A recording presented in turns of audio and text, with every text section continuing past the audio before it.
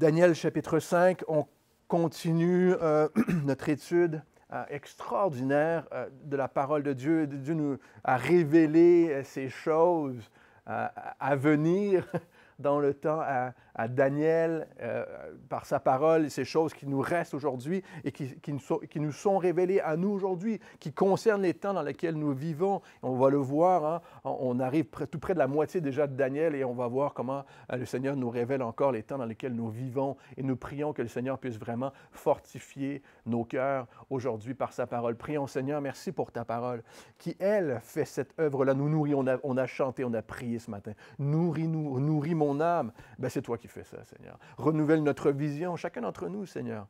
Hein, il n'y a pas de vision particulière. Il y a vraiment ce que toi tu fais dans chacun de nos cœurs, comment tu conduis ton Église et ta parole, Seigneur, qui s'accomplit. Et on te prie, Seigneur, on te prie de faire ça, d'œuvrer de cette manière encore aujourd'hui par ton esprit. En ton nom, Jésus. Amen. Daniel chapitre 5, Nabuchodonosor, hein, chapitre 4. Donc, à ce moment ici, on va voir Belchazzar ce matin, le roi Belchazzar, et la fin du royaume de Babylone. Je vois vos lèvres bouger, j'aime ça.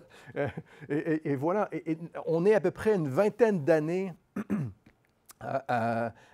Nabuchodonosor, hein, au chapitre 4, qui est décédé, qui est mort. On le verra certainement au ciel, hein, qui a reconnu Dieu à la fin de sa vie. Une vingtaine d'années probablement avant le festin de Belchazzar, ici en 562 environ avant Jésus-Christ. Et donc Nabuchodonosor a régné 43 ans à Babylone. Et les chapitres 4 et 5, hein, Nabuchodonosor et Belchazzar se ressemblent. Ce sont deux chapitres qui se ressemblent, qui sont similaires parce qu'ils traitent de la souveraineté de Dieu. Comment Dieu règne au ciel et sur la terre. Mais ici, on voit ce changement-là de royaume entre le royaume de Babylone et les Mèdes et les Perses que Dieu avait annoncé, hein, au chapitre 2, par cette vision-là qu'il avait révélée par Daniel, mais qui avait donné en vision à Nabuchodonosor. Donc, on voit ce changement de royaume ici qui va se produire. Et une chose importante à se souvenir, hein, entre les chapitres 4 et 5, entre la mort de Nabuchodonosor et le festin de Belchazzar, Daniel a déjà eu les visions que l'on va voir au chapitre 7 et 8. D'accord? Donc, il a déjà eu ces visions-là après la mort de Nabuchodonosor. Donc, ce qui va se produire ici, on va le voir au chapitre 5, Daniel a déjà toutes ces visions-là en tête de ce qui va se produire. Extraordinaire, n'est-ce pas? Lorsque cet événement se produit. Donc, au verset 1, le roi Belchazzar donna un grand festin assez grand et au nombre de 1000, et il but du vin en leur présence. On a ici une image de désinvolture. On connaît, hein, ce festin de Belchazzar, hein, qui est une grande fête, c'est une déchéance, quoi. C'est une déchéance, c'est l'image de la déchéance, comme on peut le voir parfois même on va le voir, c'est les grands invités, c'est 1000 personnes des plus nobles, hein, probablement du gouvernement et du royaume. Hein, c'est une image de désinvolture qu'on peut même voir dans nos gouvernements parfois. Hein, on a des images en tête, dans les médias, on les voit, là, ces choses-là. Hein, pendant le COVID, il y a eu des choses extraordinaires. On voyait, nous, on était tous cloîtrés, là, puis il y avait certains gouvernements qui faisaient la fête. Là, avec, c'est ça. Hein? Donc, on a cette image-là de désinvolture, ces choses qui peuvent éclater parfois dans l'histoire. Et il semble que à ce moment, Belchazzar devait co-régner avec son père. Hein, son père, Nabonib, qui est connu pour être le dernier roi de Babylone, mais qui devait être en Arabie à ce moment-là, au moment où ceci se produit, et où son fils va mourir et où le royaume va être renversé. Donc, au verset 2, donc en gros, c'est le fils qui fait la fête lorsque papa n'est pas là. En gros, c'est ce qui se passe. Hein. Au verset 2, Belchazzar, quand il eut goûté au vin, fit apporter les vases d'or et d'argent que son père, Nabuchodonosor, avait enlevés du temple de Jérusalem, afin que le roi et ses grands, ses femmes et ses concubines s'en servent pour boire. On a ici, on nous décrit ici une orgie, carrément. On est décrit des excès de table, de vin, de sexe. La raison pour avoir toutes ces femmes, ces concubines, c'est l'idée ici. Et Daniel va rappeler à Belchazzar, j'ai envie de dire Nebuchadnezzar, là, je vais vous mêler, va dire à Belchazzar ici qu'il connaît les choses de Dieu. Daniel va rappeler à Belchazzar qu'en faisant tout ça, en faisant la fête de cette manière-là, il connaît les choses de Dieu, car son père, son grand-père, c'est le mot ici qui peut être utilisé, il a reçu le témoignage de ce que Dieu a fait dans la vie de Nebuchadnezzar, et surtout que Nebuchadnezzar l'a écrit.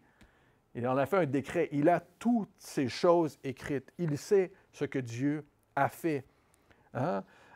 Qui était probablement son grand-père ou son ancêtre, ton père Nebuchadnezzar. On peut croire que c'était son grand-père. Nebuchadnezzar avait décrété que tous les peuples devaient respecter le Dieu des Juifs. Au chapitre 3, on le voit, le Dieu d'Israël. Et ici, donc, au verset 3, « Alors on apporta les vases d'or qui avaient été enlevés du temple de la maison de Dieu à Jérusalem, et le roi et ses grands, ses femmes, ses concubines s'en servirent pour boire. Ils burent du vin, et ils louèrent les dieux d'or, d'argent, d'airain, de fer, de bois et de pierre. » Ce qui nous rappelle le psaume 115. Là, on loue des choses qui n'ont pas d'yeux, qui n'ont pas d'oreilles, qui n'ont pas de bouche. Les rois, vous vous souvenez, les idoles qu'on doit clouer au mur pour qu'elles restent bien fixées là. C'est ça, c'est les mêmes idées ici.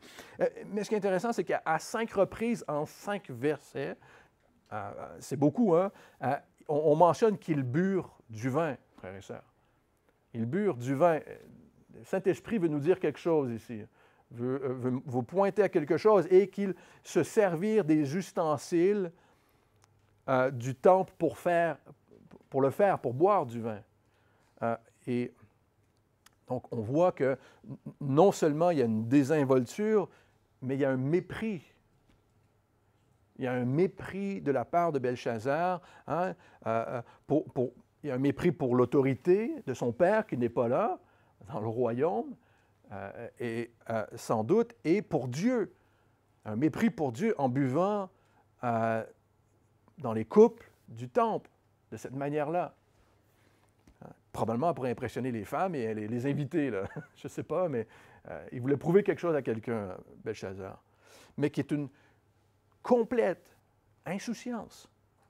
C'est une totale insouciance de la part de Belchazzar. Alors que non seulement il a du mépris, mais l'ennemi entourait déjà Babylone. Cyrus était déjà en train de comploter depuis longtemps pour prendre Babylone. Alors il est complètement insouciant. Il fait la fête alors que l'ennemi est aux portes. Et on a plusieurs exemples dans la parole de Dieu, évidemment, de cette insouciance,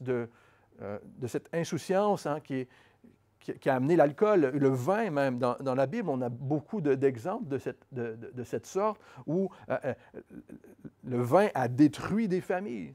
Il a détruit des familles. Combien de familles ont été détruites par l'alcool? Nous-mêmes, on connaît beaucoup de personnes, beaucoup de familles qui ont été détruites. Dans la Bible, et on voit même parfois que l'hostilité s'est installée entre des membres de la famille à cause du vin, à cause de cela, et entre d'autres personnes et d'autres nations. Et comme c'est le cas encore aujourd'hui. On a l'exemple de Noé, tristement. Noé, après avoir obéi à Dieu toute sa vie, avoir construit l'arche, avoir été sauvé du déluge, il est passé au travers du déluge.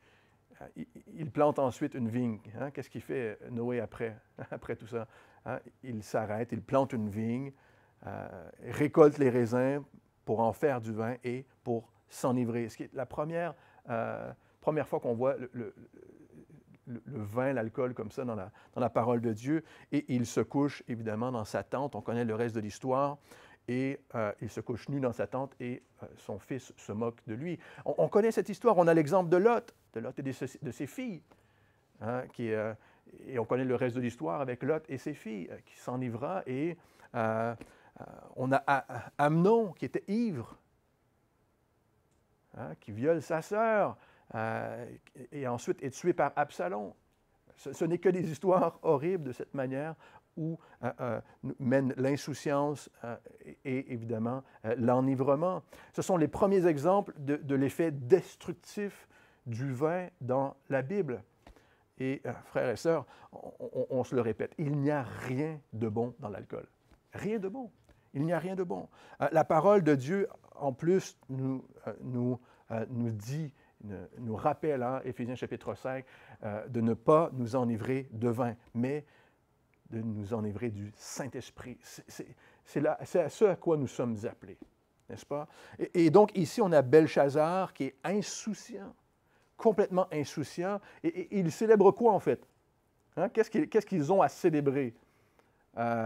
Leur richesse, leur prospérité. On parlait tout à l'heure, on disait qu'on vit dans une époque où il n'y a jamais eu une époque comme dans laquelle nous vivons, prospère comme dans laquelle nous vivons, avancée comme dans laquelle nous vivons. Alors qu'à ce moment, Belchazzar, ils n'ont rien à célébrer. Ils n'ont que quelques réserves. Cyrus entoure la ville. Leur défaite est imminente. Cyrus a déjà conquis une bonne partie de leur territoire et l'armée des Mèdes et des Perses n'attend plus que le bon moment pour se saisir de la ville de Babylone. Qu'est-ce qu'ils célèbrent? Ils célèbrent des faux dieux. Ils célèbrent la victoire qu'ils ont eue sur Israël, l'idée d'amener les coupes que leur père ou que Nebuchadnezzar avait pris. Ils célèbrent une victoire passée que Dieu leur avait donnée, alors qu'ils sont en pleine défaite. En pleine défaite. Et surtout, ils sont dans cette insouciance, mais dans cette corruption interne. Et il y a une défaite spirituelle. Il y a une défaite spirituelle à l'intérieur de Babylone, dans la vie de ces personnes-là. Et Daniel va le rappeler à Belchazzar. Et c'est pour cela que Babylone représente si bien le monde encore aujourd'hui dans son ensemble. Babylone représente le monde. 1 Jean chapitre 2, tournez avec moi dans 1 Jean chapitre 2.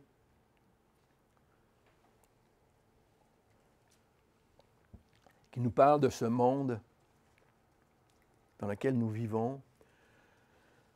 1 Jean chapitre 2, verset 16, qui nous rappelle ceci. Le Seigneur nous rappelle ceci. Si quelqu'un aime le monde, l'amour du Père n'est point en lui.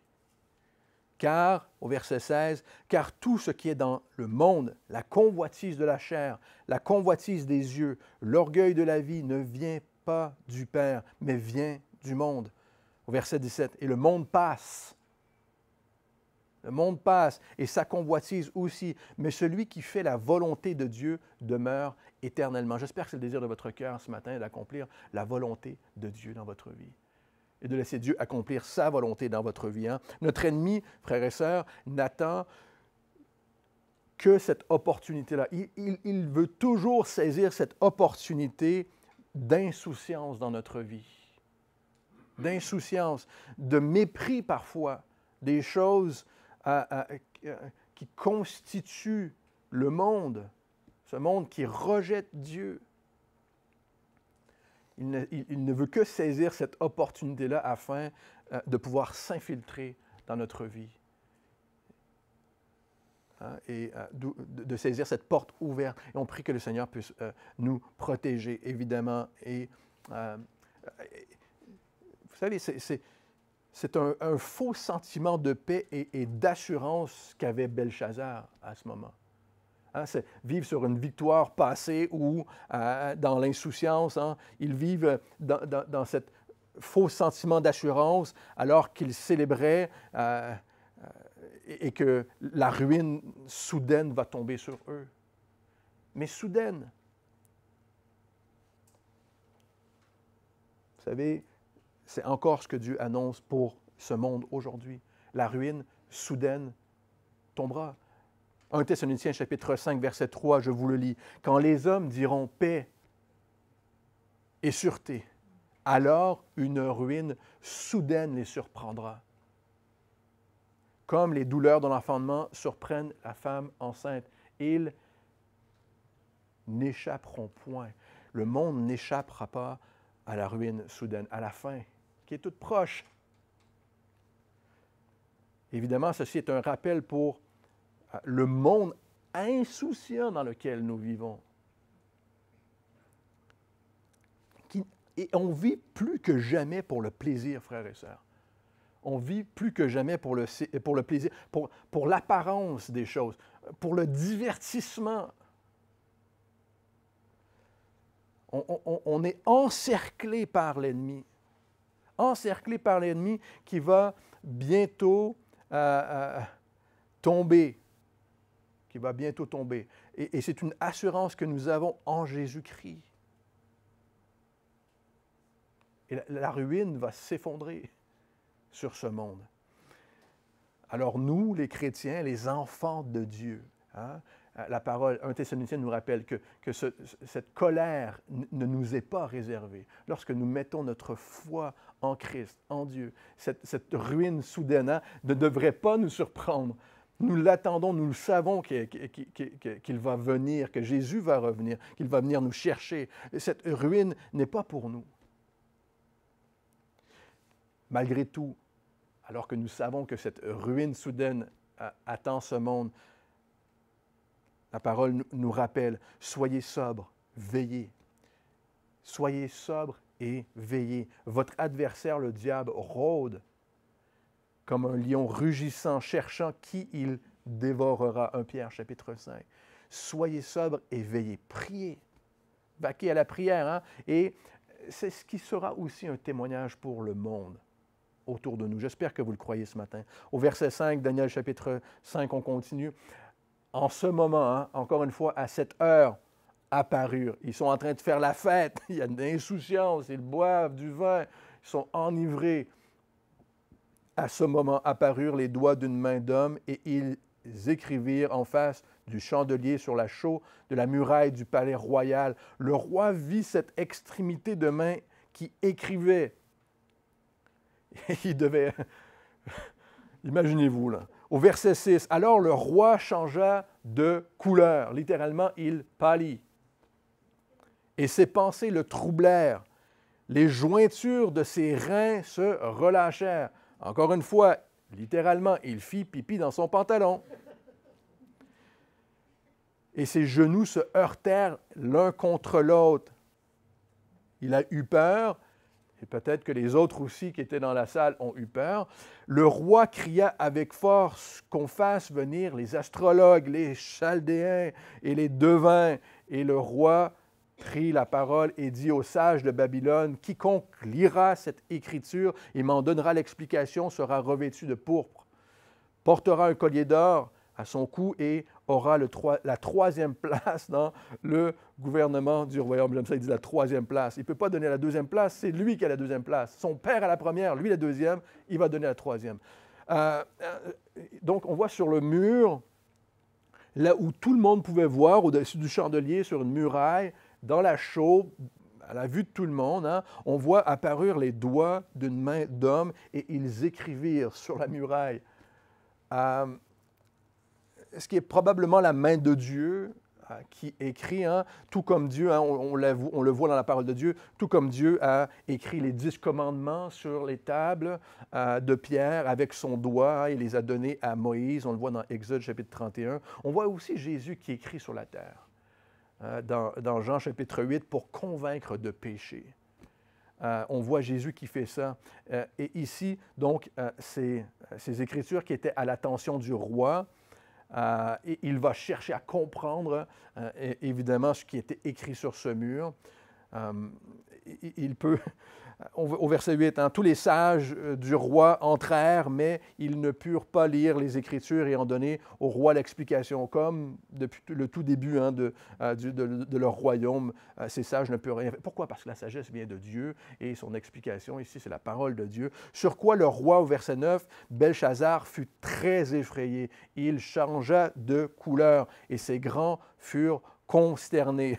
De blanc comme un drap, il riait jaune. Hein? Il est passé de toutes les couleurs. Il a fait toute la panoplie. Là. Alors, au verset 10, la reine, à cause des paroles du roi et de ses grands, entra dans la salle du festin et prit ainsi la parole. Ô roi, vis éternellement, que tes pensées ne se troublent pas et que ton visage ne change pas de couleur. Il est probable que la reine ici soit la mère de Belchazzar, la fille du roi Nabuchodonosor, et elle-même a été témoin de la transformation dans la vie de son papa, de son père. Nabuchodonosor a vu ces choses se produire dans sa vie. Et ce qui est intéressant, c'est qu'elle n'est pas à la fête, elle ne prend pas part à ces choses-là. Elle arrive à la fête et elle ne prend pas part à cette dégradation. Et lorsqu'elle vient lui dire à son fils ce qui se passe, elle vient voir son fils, écoutez ceci, elle prit ainsi la parole, vis éternellement. C'est intéressant. Hein? Vis éternellement. Non seulement c'est un signe de respect, mais pour le roi, mais n'est-ce pas le désir de toute maman, hein? Évidemment chrétienne aujourd'hui, en Christ, de voir son enfant vivre éternellement. Pour ça, il n'y a qu'une seule possibilité, et c'est par la foi en Dieu. Ne te trouble pas, il y a de l'espoir en Dieu. Et c'est ce qu'elle va lui dire. Hein? Et c'est ce que son père, Nebuchadnezzar, a compris. Et elle aussi peut-être, hein, et en tous les cas, elle a ce désir que son fils vive éternellement. Elle connaît très bien Daniel et son témoignage, et elle dit à son fils ici, à Belchazzar, pardon, au verset 11, « Il y a dans ton royaume un homme qui a en lui l'esprit des dieux saints et du temps de ton père trouva chez lui des lumières, de l'intelligence et une sagesse semblable à la sagesse des dieux. Aussi le roi Nebuchadnezzar, ton père, elle répète, hein, le roi l'a établi chef des magiciens, des astrologues, des chaldéens, des devins, parce qu'on trouva chez lui, chez Daniel, elle connaissait son nom hébreu, hein, nommé par le roi Belchazzar, un esprit supérieur de la science et de l'intelligence, la faculté d'interpréter les songes, d'expliquer les énigmes et de résoudre les questions difficiles. Que Daniel soit donc appelé et il donnera l'explication de ces choses. Daniel devait avoir environ 85 ans à ce point-ci. Vieil homme. Il a eu toutes les visions de Dieu. Toutes les visions de Dieu. Et alors, au verset 13, Daniel fut introduit devant le roi. Le roi prit la parole et dit à Daniel, « Es-tu ce Daniel, l'un des captifs de Juda? » Il sait exactement, hein, qu'est-ce qui s'est passé. Il connaît l'histoire, là. « L'un des captifs de Juda que le roi mon père a amené de Juda. J'ai appris sur ton compte que tu as en toi l'Esprit des dieux, hein, ça peut même être au singulier, l'Esprit de Dieu, et qu'on trouve chez toi des lumières, de l'intelligence et une sagesse extraordinaire. On vient d'amener devant moi les sages, les astrologues, afin qu'ils lisent cette écriture et m'en donnent l'explication. Mais ils n'ont pas pu donner l'explication des mots. Ils devaient pouvoir lire ce qui était écrit, c'est en araméen. Donc, tout le monde qui parlait araméen ou qui lisait araméen pouvait lire ce qui était écrit sur le mur, mais ne comprenait pas ce qui était écrit. Au verset 16, « J'ai appris que tu peux donner des explications et résoudre des questions difficiles. Maintenant, si tu peux lire cette écriture et m'en donner l'explication, tu seras revêtu de pourpre. Tu porteras un collier d'or à ton cou et tu auras la troisième place dans le gouvernement du royaume. » Ça ne devait pas impressionner Daniel. Il y avait déjà la deuxième place avant que Belchazzar arrive. Et son collier d'or, je ne suis pas sûr que ça l'intéressait. Là. Donc, Daniel a pendant longtemps été l'homme le plus important après le roi, qui était le chef de tous ceux qui ne pouvaient pas expliquer ces choses. Et donc, à l'évidence, il a été laissé pour compte. Avec le temps, et ce qui devait faire l'affaire des magiciens et des devins. Hein, on voit qu'il y avait cette jalousie qui s'était installée même depuis le tout début, et on va le voir avec, au chapitre 6 avec la fosse au lion, qui ça va encore faire le plaisir de certaines personnes de le voir être jeté dans la fosse au lion. Donc, on a l'impression ici que Daniel a été laissé de côté, mais qu'est-ce que Daniel a fait depuis tout ce temps? Il a écrit les visions de Dieu. Hein? Il a écrit les visions de Dieu. Il était occupé à son activité préférée, on le croit, c'était la prière. Il a reçu les visions de Dieu pendant ce temps et écrit les visions de Dieu. Au verset 17, Daniel répondit en présence du roi, « Garde tes dons. » Qui ose dire ça aujourd'hui? « Garde tes dons et accorde tes présents à un autre. Je lirai néanmoins l'Écriture au roi et je lui en donnerai l'explication. » En d'autres termes, ce que ce monde a à offrir ne m'intéresse pas. Mais ce que Dieu a à dire m'importe. Vous êtes avec moi ce matin? Ce que ce monde a à offrir, ça ne m'intéresse pas. Ce que Dieu dit, voilà ce qui m'intéresse. Voilà ce qui est important. Et c'est ce qui devrait nous importer encore aujourd'hui. Surtout, Daniel comprend très bien ce qui se passe et pour Belchazzar, et il va utiliser l'histoire même de son grand-père pour l'exhorter. Avant même, il a cette opportunité de témoigner à Belchazzar et il va le faire au verset 18. « Au roi, le Dieu suprême avait donné à Nebuchadnezzar, ton père, l'empire, la grandeur, la gloire et la magnificence. Et à cause de la grandeur qu'il lui avait donnée, tous les peuples, les nations, les hommes et de toute langue étaient dans la crainte et tremblaient devant lui. Le roi faisait mourir ceux qu'il voulait et il laissait la vie à ceux qu'il voulait. Il élevait ceux qu'il voulait, il abaissait ceux qu'il voulait. Mais lorsque son cœur s'éleva, écoute ceci, Belchazzar, lorsque le cœur de Nebuchadnezzar, le roi le plus puissant qui a jamais existé, lorsque son cœur éleva et que son esprit s'endurcit jusqu'à l'arrogance, il fut précipité de son trône royal et dépouillé de sa gloire. Il fut chassé du milieu des enfants des hommes. Son cœur devint semblable à celui des bêtes, et sa demeure fut avec les ânes sauvages. On lui donna comme au bœuf de l'herbe à manger, et son corps fut trempé de la rosée du ciel, jusqu'à ce qu'il reconnaisse que le Dieu suprême domine sur le règne des hommes et qu'il le donne à qui il lui plaît. Écoutez ceci, verset 22. « Et toi, Belchazzar, son fils, tu n'as pas humilié ton cœur, quoique tu saches ces choses. » Quoique tu saches ces choses, tu connais les choses de Dieu et tu ne t'es pas humilié. Tu connais ces choses. Combien de personnes on connaît ont laissé leur cœur s'endurcir face aux choses de Dieu? Nous en connaissons. Parfois nous-mêmes, à une époque de notre vie. Combien se sont enorgueillis malgré qu'ils connaissent les choses de Dieu. Des personnes à qui nous avons témoigné parfois. Des personnes qui se sont fâchées avec nous parce qu'on leur témoignait des choses de Dieu. Comme Nebuchadnezzar l'a fait lui-même en premier. Hein? Il s'était fâché, il était en colère même avec Daniel à un moment. Parfois, comme Belchazzar, hein, des personnes qui vont rester insouciantes, qui vont rester arrogantes, méprisantes devant Dieu, et qui, comme Belchazzar, vont périr par cette insouciance. Ce monde périt par insouciance, frères et sœurs. Ne veulent pas entendre la parole de Dieu dans leur vie.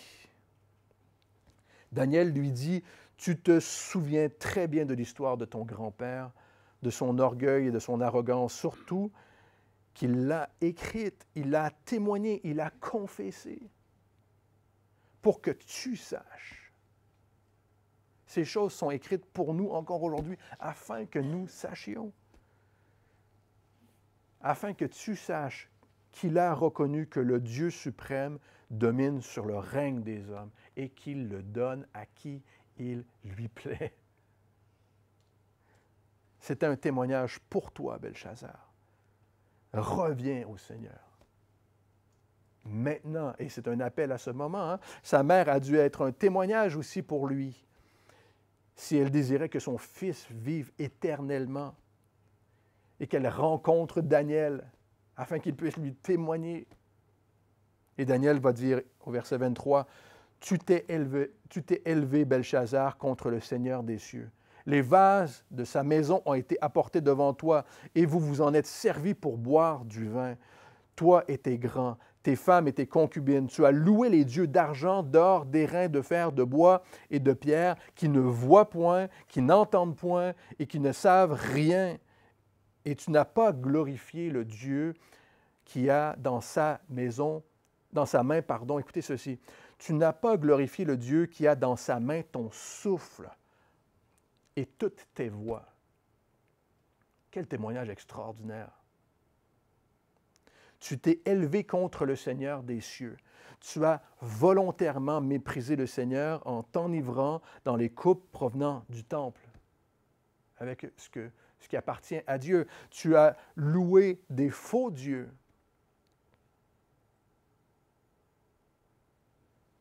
Donc, tu as fait quelque chose par mépris, Daniel lui dit, mais surtout, tu as omis de faire quelque chose d'autre, encore plus important.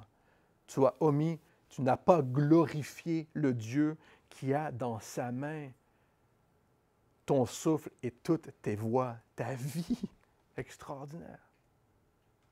Un autre pasteur a dit, « Ce n'est pas toi qui te garde en vie. » Ça peut sembler une évidence, mais ce n'est pas toi qui te garde en vie. Tu n'as pas besoin de réfléchir à ton souffle pour respirer. Tu n'as pas besoin de réfléchir à ton cœur afin qu'il batte. C'est Dieu qui a dans sa main ton souffle, ta vie.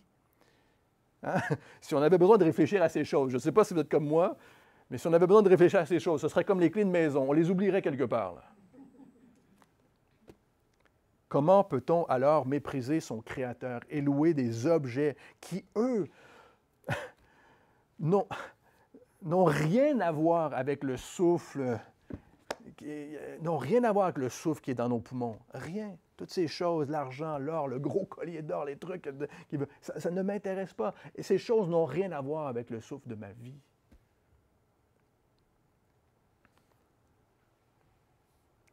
Tu t'es élevé contre le Seigneur des cieux. Il lui dit le pourquoi avant de lui expliquer la signification de l'Écriture sur le mur. Il lui dit le pourquoi tu as ces choses. Pourquoi ces choses t'arrivent.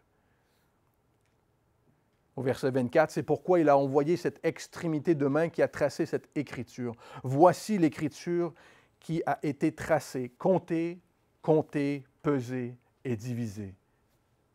Ces 4 mots sont écrits sur le mur.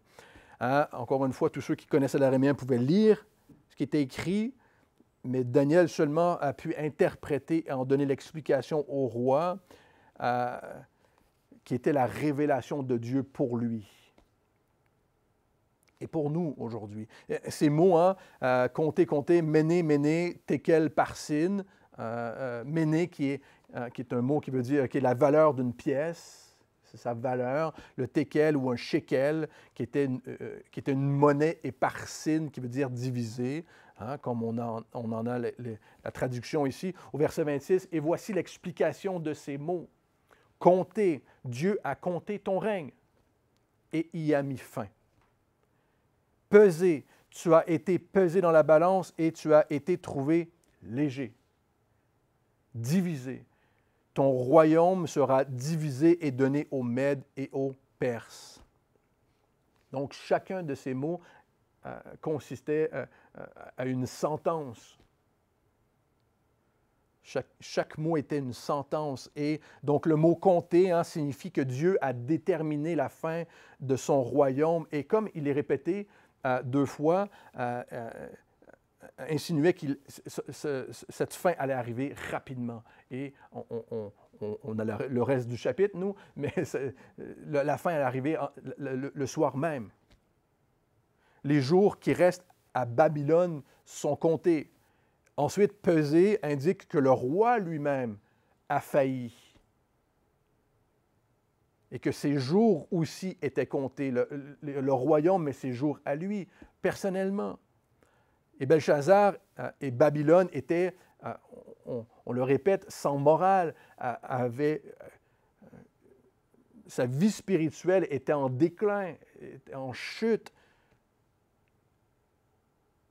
Et donc celle du royaume aussi. Et le mot parsine voulait dire divisé, mais aussi il y avait une double signification, il voulait dire perse. Donc, il était divisé aux Perses et allait être donné aux Mèdes et aux Perses, et, qui indiquait que le royaume serait donné par Dieu,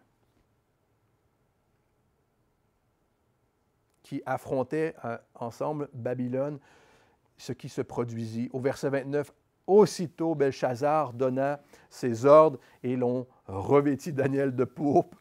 À 85 ans, tu ne bouges plus, hein, tu te laisses faire. Je pense, OK, je te l'ai dit que ça ne m'intéressait pas. Donc, Belchazzar donna ses ordres, on le revêtit de pourpre, on lui mit au cou un collier d'or, on publia qu'il aurait la 3e place dans le gouvernement du royaume. Cette même nuit, au verset 30, cette même nuit, Belchazzar, roi de Chaldéens, fut tué. Et Darius, le Mède, s'empara du royaume, étant lui-même âgé de 62 ans. Donc, cette nuit-là, on va prendre le sud du royaume, le sud du palais, pardon, dans le royaume, dans la ville de Babylone, où se trouvait la fête donnée par Belchazzar. Et l'historien Hérodote, qui a écrit lui-même en 450 avant Jésus-Christ, décrit cette scène où l'armée est entrée dans la salle et a tué les 1000 conviés et vont aller jusqu'à la table de Belchazzar et tuer le roi lui-même. Darius le Mède, qui s'empare à ce moment du royaume, était sans doute le général de l'armée de Cyrus le Perse, donc il n'était pas la même personne, et le reste de Babylone apprendra la prise de la ville et de la mort du roi 2 semaines après, lorsque Cyrus lui-même va entrer dans la ville pour faire son entrée officielle en Babylone. Mais écoutez ceci, tournez avec moi dans Ésaïe chapitre 44. 200 ans avant que Cyrus n'entre en Babylone, 200 ans avant, Ésaïe va prophétiser ceci. Ésaïe chapitre 44,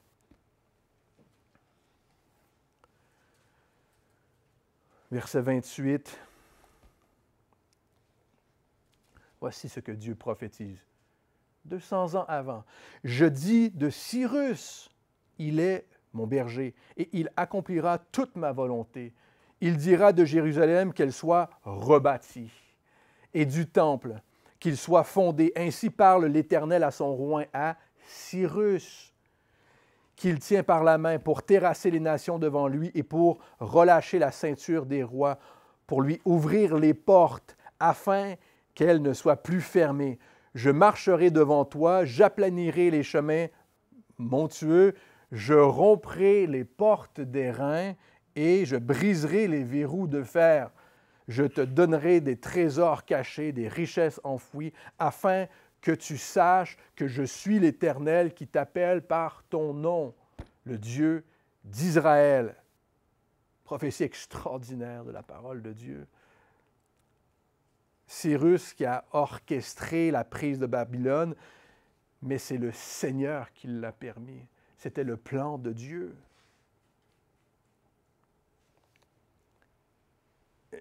Cyrus et son armée n'auraient pas pu pénétrer dans les hautes murailles de Babylone. Et c'était une forteresse extraordinaire, comme l'a prophétisé aussi Jérémie 51, que ce serait par la puissance de Dieu qu'il pourrait conquérir. À moins que, prophétisé par Dieu 200 ans auparavant, les portes de bronze soient déverrouillées.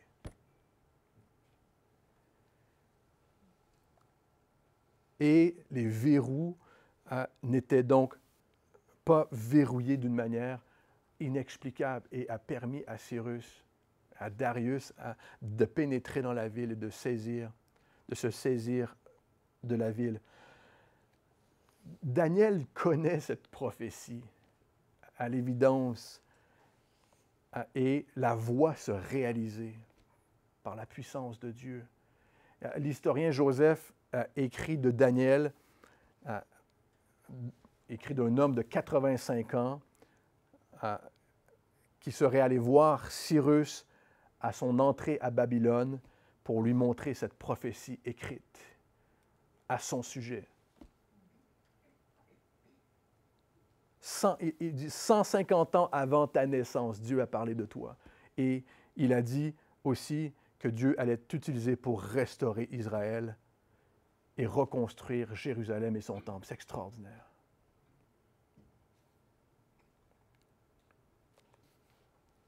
Il lui dit, ceci, Cyrus, t'est adressé de la part de Dieu.